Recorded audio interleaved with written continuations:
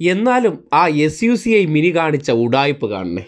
ആശാസമരം 50 ദിവസം തികയുന്ന സന്ദർഭത്തിൽ തലമുണ്ടനം ചെയ്ത് പ്രതിഷേധം. സാധാരണഗതിയിൽ ഒരു സമരം പ്രതീകാത്മകമായി ചെയ്യുന്നുണ്ടെങ്കിൽ അതുമായി ബന്ധപ്പെട്ട് സമരത്തിൻ്റെ പുതിയ ഘട്ടത്തിലേക്ക് കടക്കുമ്പോൾ പ്രതിഷേധം ശക്തമാക്കുന്നെങ്കിൽ ആര് വേണം പ്രതിഷേധിച്ച് സമരം ശക്തമാക്കേണ്ടത്?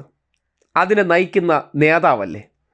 പക്ഷേ സെക്രട്ടേറിയറ്റിന് മുന്നിലെ SUCI ആശമാരുടെ ഉഡായിപ്പ് സമരത്തിന് നേതൃത്വം കൊടുക്കുന്ന സൂസി മിനി ഇന്നലെ പാവപ്പെട്ട ഒരു ആശയെ ഇരയാക്കിയിട്ട് തടി തപ്പിപ്പോയി. തലമുണ്ടനം ചെയ്യാൻ SUCI മിനിക്ക് സൗകര്യമില്ലത്രേ. അത്രമാത്രം ആ സമരത്തോട് ആത്മാർത്ഥതയുണ്ട്, അതിനോട് തീവ്രമായിട്ടുള്ള ആത്മബന്ധമുണ്ട്.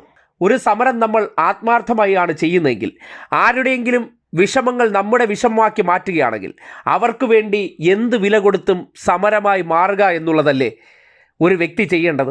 പക്ഷേ മുടിയുടെ തുമ്പ് വെട്ടി ഷെയ്പ്പ് ചെയ്ത ആ വിശാല സമരമുണ്ടല്ലോ, അത് നാട്ടുകാർ കാണാതിരിക്കരുത്.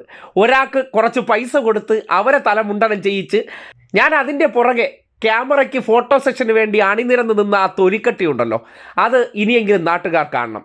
സമരം ചെയ്യുന്നു എന്ന വ്യാജേനെ സതീശൻ്റെയും സംഘപരിവാറിൻ്റെയും ദിവസപ്പടി പറ്റിക്കൊണ്ട്